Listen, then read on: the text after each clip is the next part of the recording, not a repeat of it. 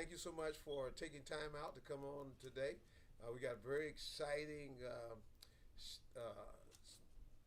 time together today. We have two special guests that's coming on. But let me first thank you again for the tremendous support. We want you to know we love you, we miss you. Sister Daisy is not going to join us today, so Pandy Candy Landy is going to. My daughter is going to come in and help me today. So we just thank God for that. So get your watch parties going.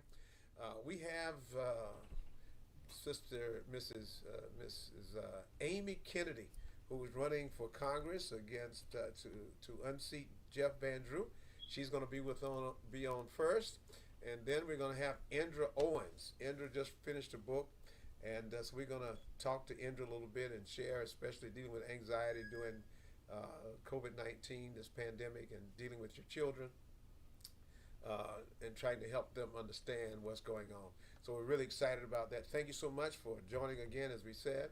And we're working through a couple of issues as relates to our Zoom meeting, but we're grateful for all of you today. Thank you for tuning in this morning at 11 o'clock. I just want to remind you, even as we spoke today, even there, that no matter what we're going through, no matter what we're dealing with, and facing in life, that we're not alone, that God is present in the midst of our struggle and our trial. And God is there to help us and to get us through. And He already made arrangements for your deliverance and your breakthrough. So in the midst of everything you're going through, continue to trust God and seek His face in the midst of all that we're going through. So we're grateful today. We're trying to work out to get our first guest on today. So please get your watch parties. Let everybody know that we're coming on and who's our guest. And if you have some questions, we ask that you please get your questions and send them in and type them in if you have any questions for either Miss Kennedy or for Indra. And we want to just say thank you, Gloria, of Sister Jenkins, for being on, and Deetra and Gwen and Reverend T.C. Moore and Vanita and Sister Gillespie. Good to see all of you, Donnie, Gwen, and Paula and Chip and Reverend Burrows. And Reverend Burrows, we understand, we hope you're feeling better. She had a little accident. She was taking a dive in a big old pool. I'm just saying, she slipped and fell in the kiddie pool. And don't let our friend Kevin find out about that. Oh, I just told him. Oh my goodness, you're gonna be in trouble, Jody, because you know Kevin's gonna give you a problem. Julie and Marilyn and Diane, and we're gonna be bringing folk on in just a minute as we are still working out some technical difficulties. That's not mine to do, and they are working on that very hard. I just do this piece. Sister Daisy did want me to send you greetings. And so she's got a good substitute in Mandy, and Mandy's going to jump in here in a minute, and we're grateful. Let me say again, thank y'all so much while they're working it out. Thank you so much for the tremendous support that we received last weekend when we were at Surf Stadium. We had a wonderful time. Matter of fact, Mrs. Kennedy was there at Surf Stadium with us worshiping, and we're excited about the third Sunday in July because they're going to be there as well. And so we finally got it on, and we've got welcome Amy to our program. I got my daughter who's with me, and I think you and Mandy have had some contact. First of all, let me thank you so much for taking time to come on our program today. It is a great honor to have you to come. And let me thank you so much also for sharing with us last Sunday at Surf Stadium. So thank you so much. And we know that you are running for Congress. We hope we're going to unseat that turncoat, Jeff Van Drew, and put someone in office that really represents us. So say hello to Second Baptist family and friends from around Jersey. Thank you so much. It was really great to be with you last week. I love that. I told you I haven't really had the opportunity to get back to my own church through this time, and to be there with you and to share in that fellowship meant so much to me that I was ready to, find out when the next service would be. And I know you're It's just, it was such a perfect setting, and even though it was a hot day, to be able to get out there early and everybody was spread out, it was perfect, and the music, of course, was fantastic. So I was be with you and appreciate you offering to allow me to just say a couple words tonight and introduce myself. So thank you. Well, good. I am right now. Yeah. Should I just tell you a little about myself and the campaign? Yes, go right ahead. Okay. I'm here tonight from Brigantine. My whole family's over like every Sunday night. Everybody's at my house, so they're downstairs right now while I'm talking to you. But it's my parents and my aunt and uncle, my brothers and their children, because we all live in Atlantic County. We've lived here for 4 generations, and so my parents were both school teachers in this area. My brother Chris is the pharmacist at ShopRite Mexican. You know, we all live nearby, and so for me, this is very personal. And I decided to run before so many of the drugs right now even were a possibility, right? So before the virus, before we saw George Floyd's death, and it really sparked the national conversation about the change we needed to see in America. But it was, for me at the time, about what had been kind of bothering me for so long, and that was the administration that just really seemed to be dividing this country and turning us against each other instead of a more inclusive vision for the United States and what that might look like and how we might be thinking about this area in particular and its needs. I, having always lived here, having been a school teacher myself in Northfield, just believe that there's so much potential in our area and so much more we could be doing if we had someone fighting for us and somebody that would make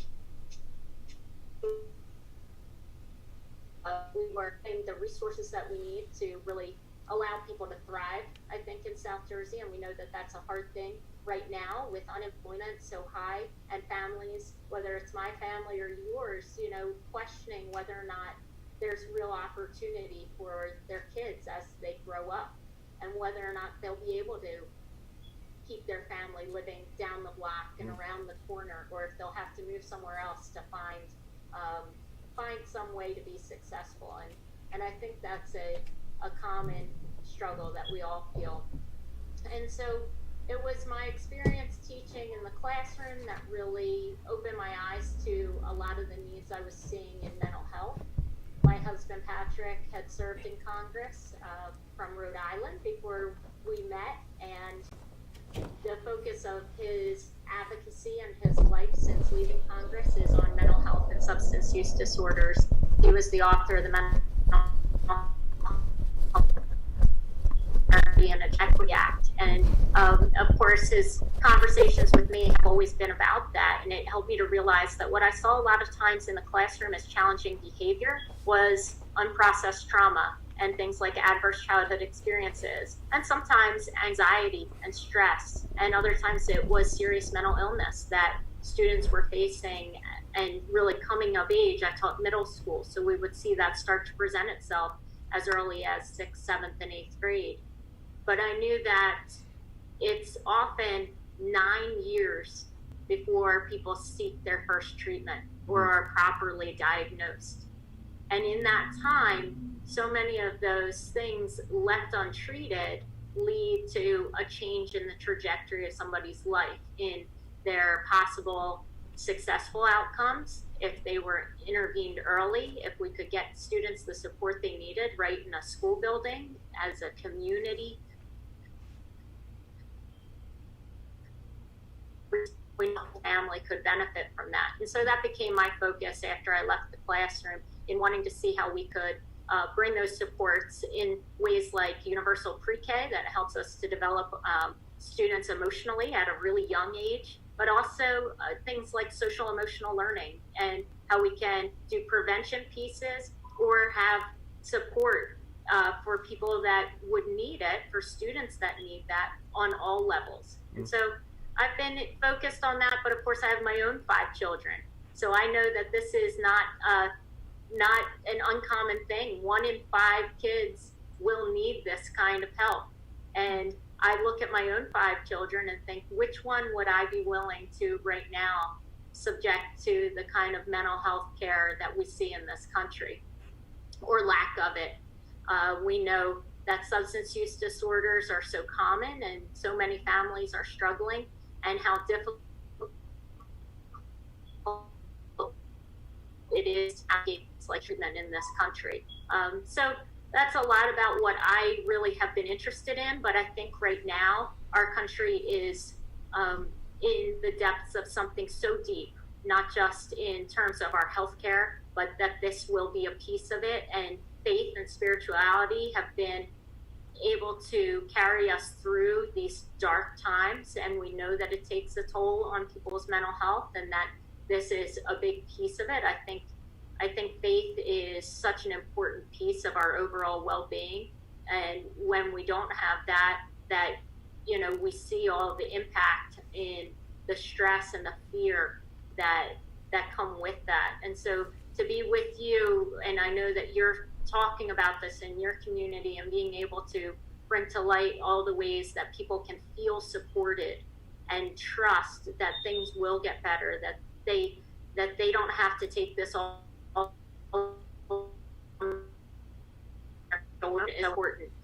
Because with unemployment and healthcare, what it is today in America, and the kind of hate that we've seen at just unbelievable levels right now, it's something that I think, even on a beautiful day like today, you turn on the news and it can be distressing. Yeah. And so I think we're all ready for someone who is ready to bring a different vision to this country, absolutely at the top of the ticket, but it matters that people represent us and this different concept of what it means to be an American, that it doesn't have to mean that it's only some people get to be successful, or that it's about keeping other people down, but that there can be a better way forward. And I think that's at every level, and we need people to be involved this year.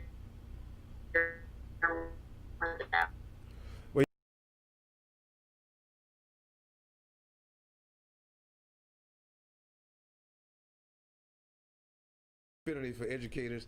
My wife's a teacher, my 2 daughters are teachers, my son-in-law is a teacher, and so we all know the importance of education and the struggles that we need even in our educational system in New Jersey. And also when it comes to mental health, I don't know if you're aware, but we run a day center for the homeless. And mental health is a tremendous issue when it comes to the homeless population, and the way that they treat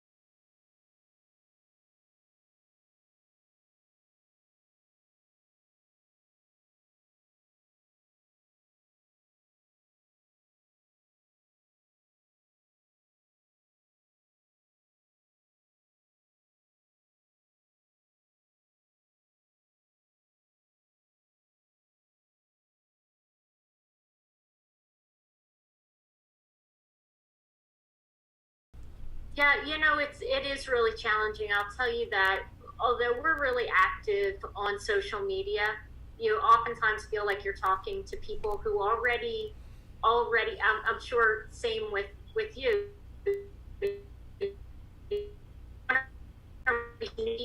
Bring them in and speak to them about the things they care about. And that is hard on social media because so often you feel like you're talking to people who already agree with you, who already believe. And so expanding that has been the challenge. We did a lot of phone banking.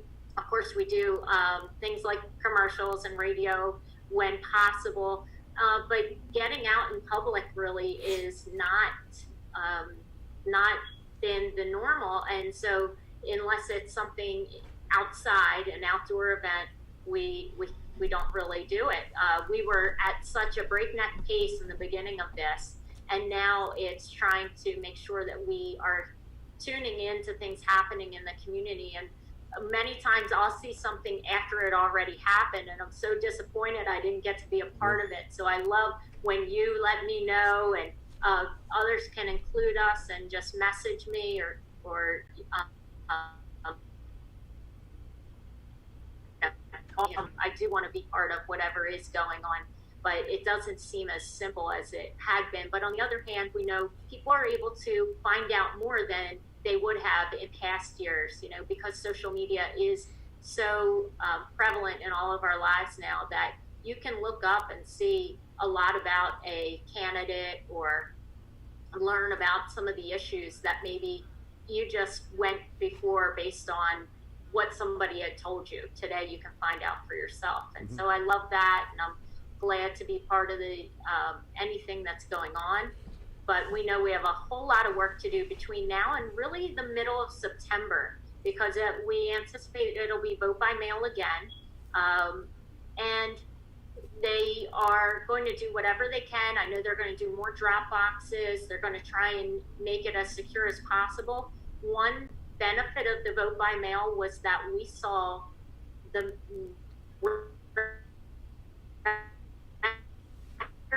or primary votes ever in New Jersey. So by almost 50%, it went up in this district, which is phenomenal. So we had anticipated about 40,000 Democrats voting in the primary, and it turned out to be closer to 70,000. Wow. So that was a huge, and it just shows you that when we don't put barriers in front of people, that maybe are working or just have difficulty getting to the polls, that we will get more turnout. And I hope in years to come, we'll figure out how to make it easier and safer as we go forward, because that's what we want. We want people to be active and engaged. Yeah, and I think it's great too.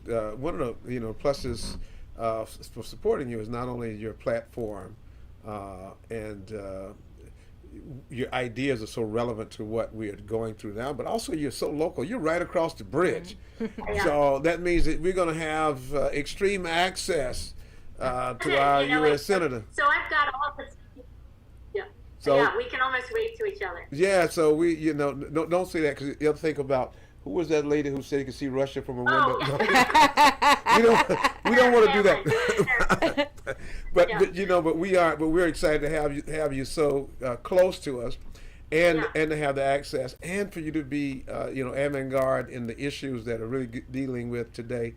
And that is so great, man. You sitting here nodding your head. I didn't get you here to be a bobblehead. So you got anything you want to ask, Amy? Well, you basically said most of what I was going to say. So no, I don't actually. And on top of that, I've already been in several meetings virtually with Amy. So a lot of my questions I did have an opportunity to ask and get answers for. And I was actually trying to see if any members of the church had any questions so that you could answer those questions.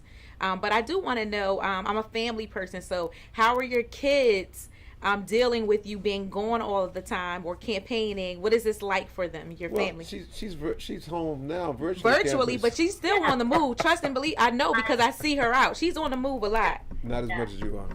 So it's unfortunate to have my family close by. So like I said, like right now I'm here and they're downstairs with my husband and my parents, and everybody literally is here. So it's great because I can do a lot of this right now from home. That wouldn't be the case normally, because it's a huge district. So it's all the way up in Salem County and beyond. But they are doing really well. I have young kids, so 12, 8, 6, 4, and 2. And so they, during this whole time of the virus, really played with each other, have been so active. But I imagine it is when, families, the kids don't have siblings.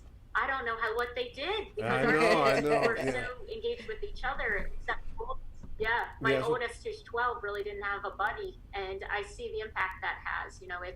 It's very difficult. I want to applaud what you're doing at Turning Point, because it's, as you mentioned, with homelessness, with mental health, there's so much there that when individuals have stability and routine, right? We see it with our kids when they lack their school routine, but we see it with adults too. Right, absolutely. That when they don't have supportive housing, they don't have supportive employment, it's very difficult to have the stable mental health also, or to maintain their sobriety, because we all like and crave that kind of structure, and supportive housing, as I know you're working towards, just in their wellness. Yeah. So being able to foster that, to know that it's not simply medication, it's not just therapies, but also making sure that they have all of those things that will help them create the life that they'll be able to maintain once they get through the initial therapy or rehab or whatever happens, creates a path towards success. But it starts first with our schools. We talked about that. Yeah. And we have phenomenal schools in New Jersey. I don't want, obviously right now everything's up in the air, but we also know that schools are still very segregated in New Jersey, and that the highest a segregation. fantastic school in one area does not mean it's going to be fantastic in another. And we've got to work. That's going to be one of our other conversations, because you talked about how vast the area which you'll be representing, and and there are those who are watching from Salem County and all the way down to Cape May, watching the program tonight, and I just saw them on, and And we actually have a member that has a question. Miss Claudine, she said she's asking, what will you do to protect health care for so many people who are without it? Yeah, absolutely. I think we have to expand healthcare in this country, and right now, for so many people, it's tied to employment, which makes it even more challenging when the unemployment rate is at a peak, and then we have a pandemic, that we have our healthcare linked to our employment, makes it impossible for people to seek life-saving care. So, it would be expanding Obamacare, of course, and making sure that we're expanding Medicaid, that we're expanding Medicare, so that we are reaching to have that life-saving health care and can get treatment when they need it, not putting things off. Because as we talked about with mental health, the same as with physical health. The sooner you can get those interventions, the better the outcomes. And when people have to delay and postpone their treatments because they can't afford it, it becomes an emergency room issue. Yeah. It becomes crisis point instead of maintenance. Mm-hmm. And we want to get to a point where people can afford maintenance and just overall well-being. And I think that comes in all areas. We also know that with mental health, so much of what people rely on is not even covered, right? It's all out-of-pocket expenses. So making sure that that'll be part of whatever healthcare plans we move forward, that we're going to cover things like rehab, like treatment, or therapies that right now they put limits on. Mm-hmm. And those limits may not be based on what the patient needs. They may just be based on what your insurance will agree to cover. And that's not how we run a healthcare system. That's to benefit big insurance companies, not the patients that they're covering. Well, thank you so much. We don't want you to spend too much time we thank you for joining our family, being a part of the Second Baptist Check-In for the family. Thank you so much. But we know you got to get back to your family. This is a venue that you can let me know when you want to come on. We come on every Sunday, and so we hope to have you come back and share. As we get closer to the election, or whenever you feel you got something pertinent you want to share with us. I want you to know you've got a venue here, you've got support here. We tell our people all the time, we can't tell you who to vote for, but you know. So we just thank you so much for coming on today. Give your family our best regards, and we look forward to working with you and seeing you more and more. And if you want to come on, just give me a call and let me know. We'll be glad to bring you on and speak to the folk. Okay. Thank you so much, and I'll look forward to seeing you in August in person. Hey, great. We look forward to it as well. So great. Thank you for joining us, Amy. Thank you, Amy. Have a good night. Good night. Have a good night. And so next we have my friend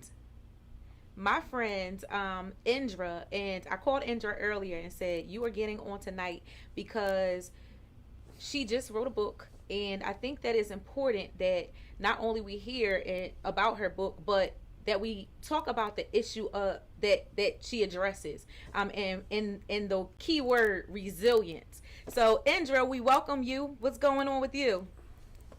Hey, Andrea, we are glad to have you today. I saw you. You just famous now.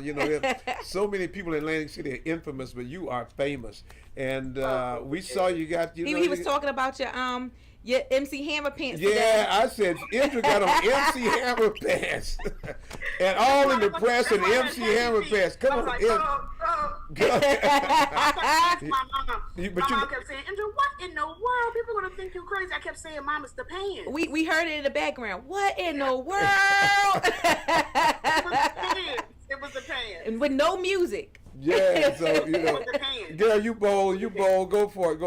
Before we get started though, let me just say, Jody, I know you got Jody Burrows, Rev Burrows. I know you got to be rolling because I made mention of what happened to you. I know you're gonna get me. I apologize, and I saw I was laughing a little bit during the interview because our friend and our brother Kevin Peterson sent a little meme of a kid falling into a pool, and when I saw it, I had to chuckle. So Jody, please forgive me. We'll double team Kev later on. Don't worry, he's gonna get his.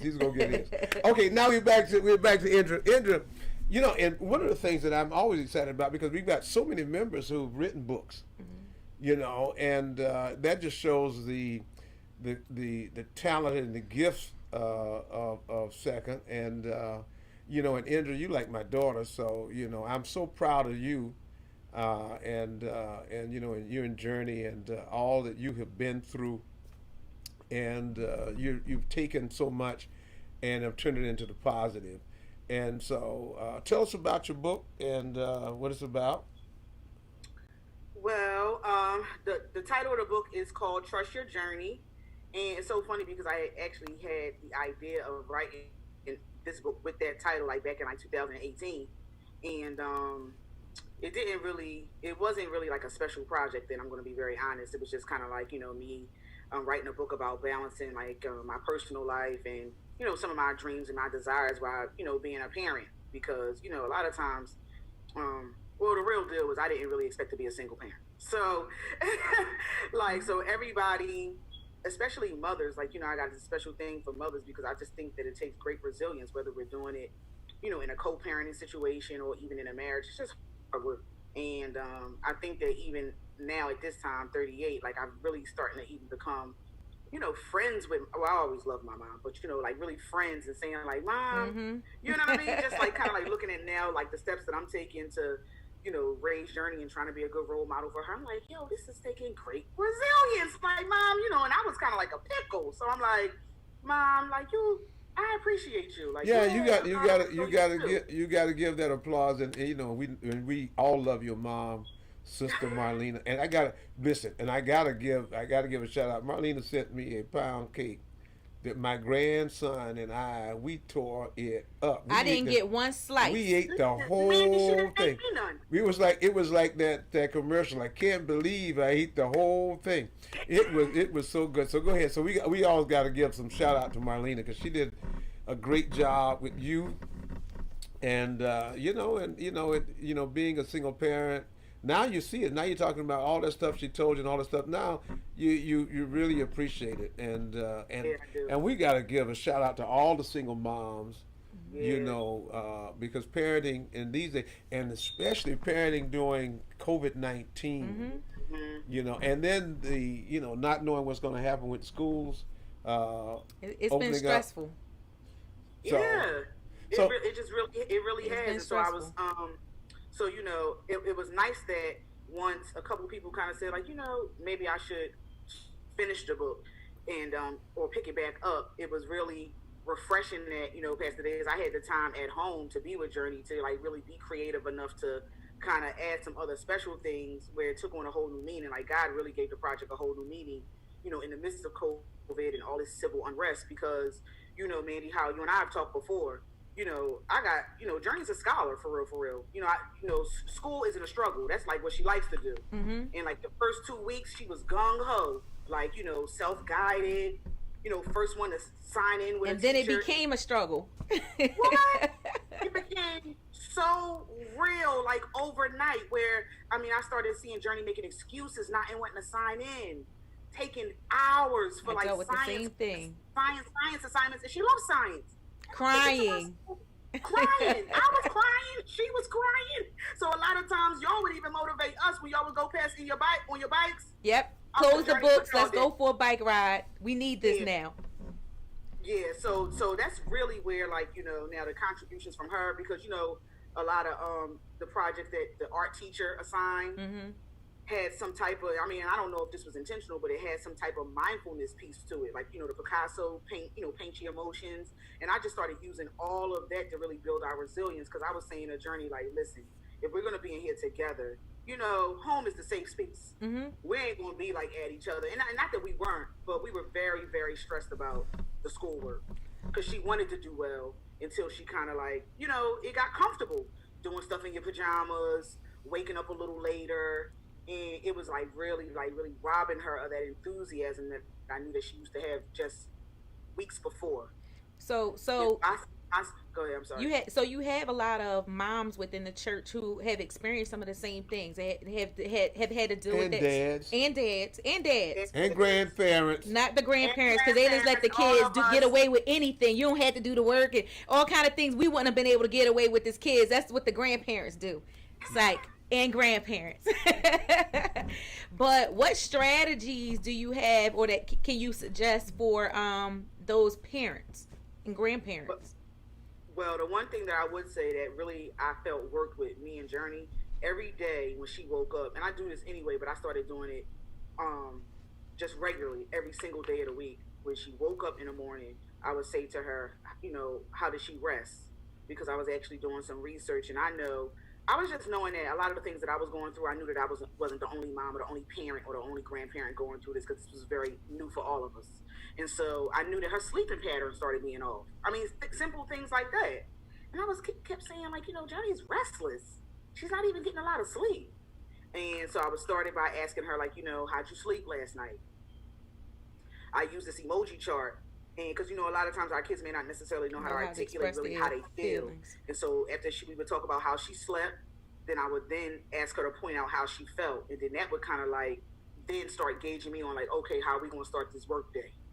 Mm-hmm. You know what I mean? And so that kind of created the balance. Or it gave me the opportunity to communicate with her teacher. All right, Miss Capilouti, She woke on up the side, feeling like Miss this. Capilouti, Journey didn't get a good night's rest. You understand what I'm saying? Mm-hmm. But just something like that, those small strategies really work, and it just showed her that she had the support that she needed to just kind of keep pushing even when she didn't feel like it. Well, now, how are you, and how do you, what do you say to parents who are trying to help their kids navigate through not only this pandemic, COVID-19, and understanding that, and the importance of, staying healthy, as well as all the civil unrest that's happening in the country? How do you you know, explain that to, you know, children, so they can better understand and feel, you know, more at peace about what's going on, and not be so overly concerned with all the things that are happening in the world today. Well, you know, I shared the book in my Google Classroom when we were actually still kind of working, and for like older, like maybe teenage kids to kind of have story or reading time with their younger siblings, and it's called the Data World Caught a Cold.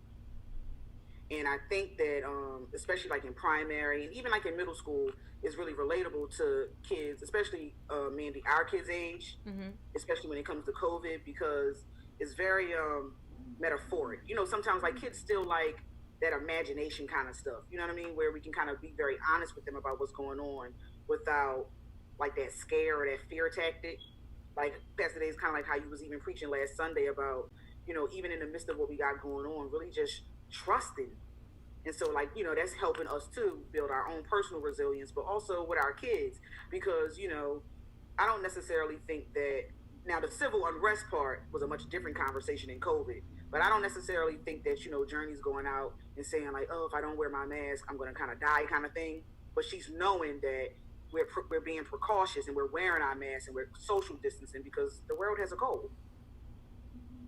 And we got to all, you know, protect ourselves and protect each other by wearing a mask if that's what the mandate is. And so, you know, she struggled with it a little bit, especially with being the only kid too. She's definitely missing that social interaction part. She like really is. You know, you know what is interesting, that social interacting. You know, because you know every Tuesday, you know, I'd see Journey, I'd see your mom Marlena, because you know that was like grandparents' day, because we had to pick the kids up, you know, and which was interesting grandparents because stay on the porch, Mandy. Yeah, every Tuesday we pick the kids up. So Marlene and then our kids, Journey and Macy and Marvin and what's my other Savannah. one? And Milani. They were always the last kids in the school to talking come out in the hallway. and so we'd have you know, so Marlene and I would always have this time out there talking, because we were waiting on the grandkids, the last ones in the school. The only people who were there longer than they were custodians. I know. I can't think where to leave. And then we'd meet up at McDonald's. But we understand, you know, that it's summertime, but you know the kids really miss the you know, and not even being able to interact with each other. Now, you know, it's very stressful on the kids, and even stressful to parents, because you can't have the play dates and all these other kind of things. And so trying to be extremely creative with your own kids to keep your kids engaged. And I think your two words that you kept when I read the article in the newspaper, and you made mention with two words, that are mindfulness and resilience. Could you just kind of Elaborate on that a little bit. no, could you evaporate on it? Elaborate. I was just kidding. Elaborate. Try to correct me and wrong. No, I'm just messing with you, man. Can you evaporate? No, elaborate, please. Please evaporate on that. No, he wasn't playing. He wasn't. Of course. I taught you language. Go ahead. Well, I mean, mindfulness is just the idea that we're all being very intentional about our mental health. And so even when Amy was talking about, you know, we want to do certain things and use certain strategies and exercises daily so that we're in maintenance mode and not in crisis.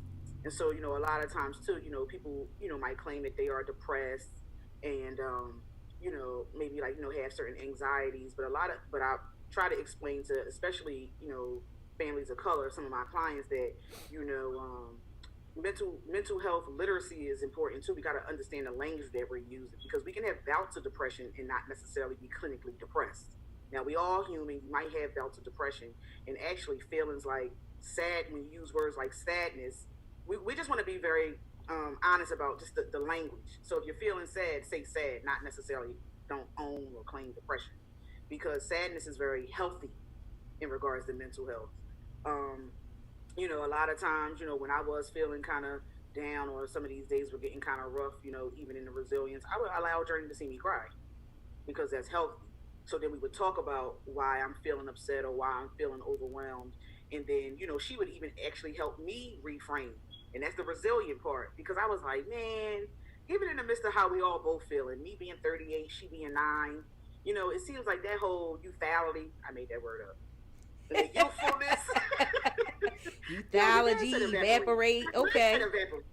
I'm gonna have to use that. I may call that you know. We got to define it. We got to define it. But go ahead. In their youthfality is like tons of resilience.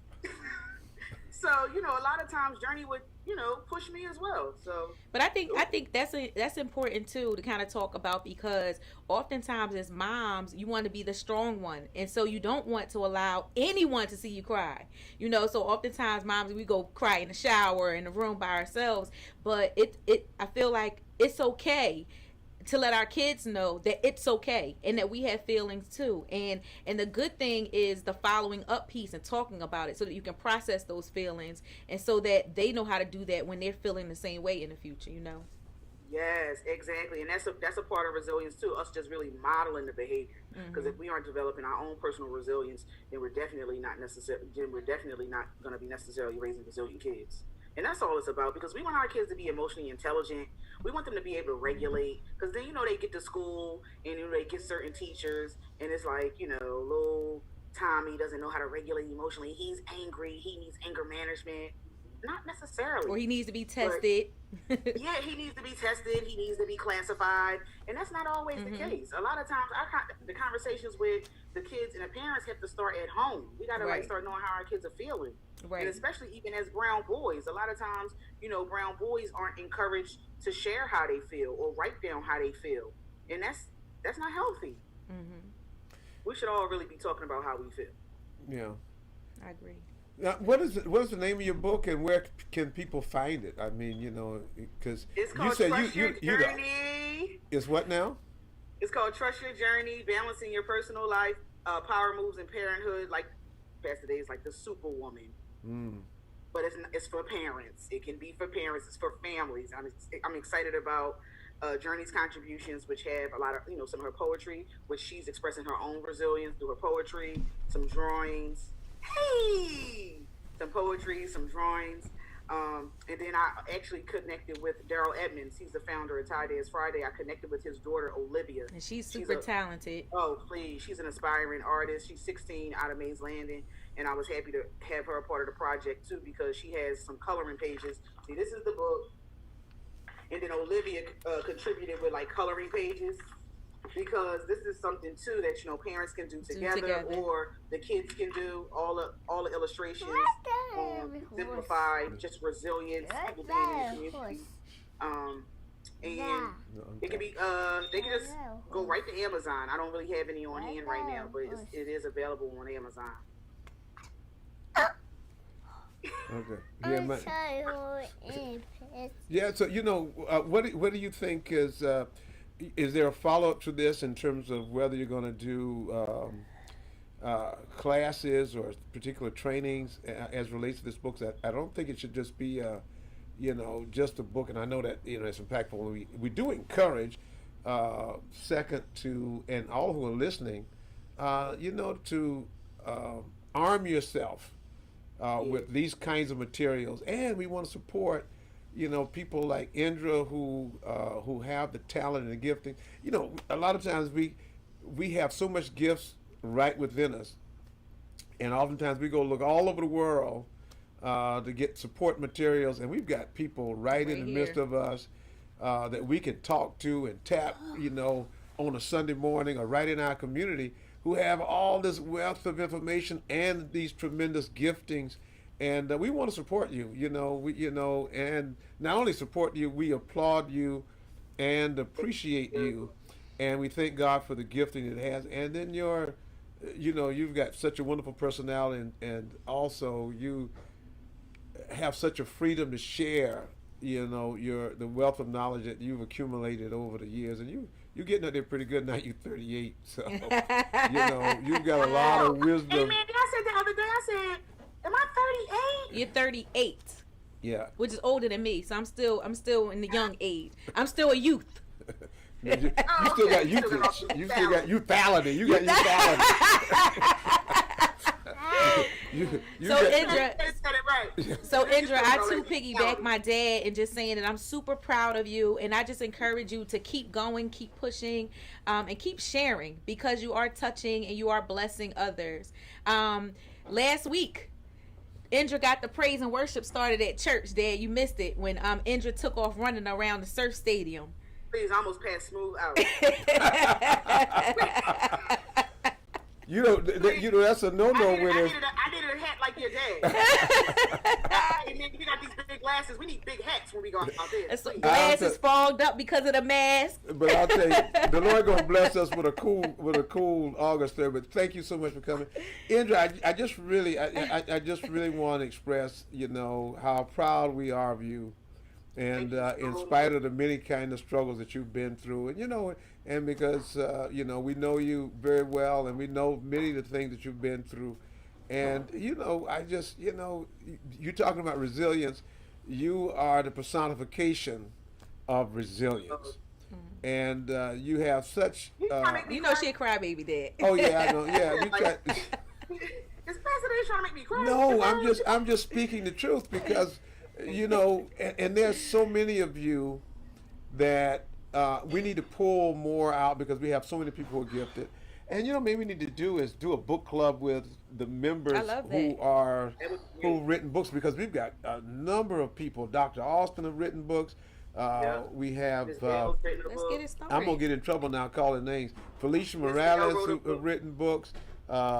We have Sister Constance, who've done a beautiful book of poetry. You have Dr. Chapman working on his book now? Oh, you working on a book, Oldie? Oh, good. And and I got 3 or 4 of me. I just need one of the members who write good. I told you I'll be your ghostwriter. You gonna be my writer? You covered. Okay, good. So I'm gonna get started. I got at least 3 or 4 of me. I need a reality show. But we need to do that, and we just thank you so much for coming on tonight and sharing. Where can people find your book? Amazon right now. I don't really have any copies at home other than the author's copy, so on Amazon.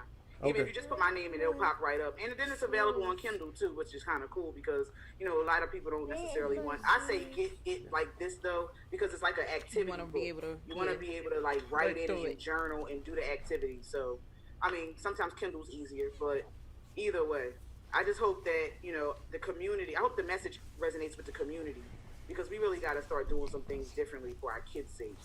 Well, you're right, and so please, find it on Amazon, Indra Owens, and the author, and maybe we needed to put a list of everybody who's got books on our Facebook page and website. That's a great idea. So all of you who are watching, who've got written books, send it in to the secretary, and we will post it on our webpage, and how you can get that book.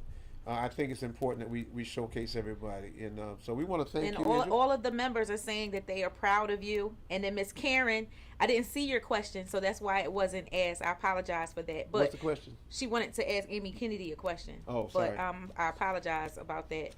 So Indra, is there anything that you want to say to the members of the church that are watching before you head out? That I love everybody and I miss everybody, but it was good seeing everybody last Sunday at the surf stadium, and I just hope that everybody continues to stay resilient. And, everybody's narrative is different, but we don't necessarily, like Pastor Days continues to preach, we don't want to get discouraged in this dry place. It's still such an opportunity to just be creative and do some things that we have been wanting to do. Mm-hmm. Thank you, and tell Journey I said hello. And Marlena, if you're watching, which you better be watching. She's watching. You better be watching. Indra's on here, and I'm on here, so you have to watch. Indra's on here. Yeah, so just letting you know, another pound cake would be good right about now. So. Yes, Mom. Yeah. So and Miss D said that your next book needs to be your dictionary of creative thinking words. Youthality. Maybe that'll be the name of the book. Youthality. Dictionary of creative thinking and words. Yeah. So thank you guys. Thank you for coming on, and we are grateful. We love you. Thank you. We want to say, Manny, want to say anything in a second? Second Baptist, I'll say what I always say. You know that I love you and that I miss you. I cannot wait to get back to see everybody. It was nice seeing a lot of you last Sunday, but I need to see everyone. Full inspirational choral ensemble and everything. And in the meantime, do what you need to do to be safe, Sorry. Do what you need to do to be safe. Wear your mask. Practice social distancing, and be resilient. Yeah, and say hello to everybody, Boogity. Say hello. Look at the Look camera. at the camera. Say Say hello. hi. Oh, now he's got camera shy. He's doing all that talking before. But we also want to thank you so much, Second, for coming on, and we want to thank all of our guests for sharing with us today. Mandy, I want to thank you for pitch hitting for. I got dragged into this as usual. For your mom, and Mom sends. Sister Day sends all of her best wishes. And Mandy might give a final plug for your classes, the MITA classes. On Tuesday is my MITA class, 5 p.m. So if you are one of those people that are struggling with social media, I really don't know how to use this, Facebook and Instagram, jump in. We are taking it back to beginners 101, and then we'll transition to how to use social media for ministry. So if you are one of those that want to know more and want to also use social media for ministry, please join us on Tuesday at 5 p.m. Thank you so much again, everybody. Second Baptist, we love you. Thank all of us, everyone who watches and listens. And we praying for Jody had a little fall today, and I mean other week, and Kevin's been messing with you, but we're praying for your recovery as well. Praying for all of our members who are going through issues and sicknesses. We're praying for them. And also, Sister Geneva had a fall today too, and fractured her femur. And so please be in prayer for them as well, and praying for her. She's in the hospital now, so praying for a recovery. Also want to be in prayer for Deacon Smith and the Smith family and Mrs. Smith. So please pray for them as well. Thank all of you for coming. Please remember that we're all in this together. Please call and check on one another, make sure everybody's well, and letting everybody know each other. Love you. We'll see you on Wednesday. We'll see Mandy on Tuesday. We look to see you on Wednesday for Bible study. God bless you, everybody. Have a good night.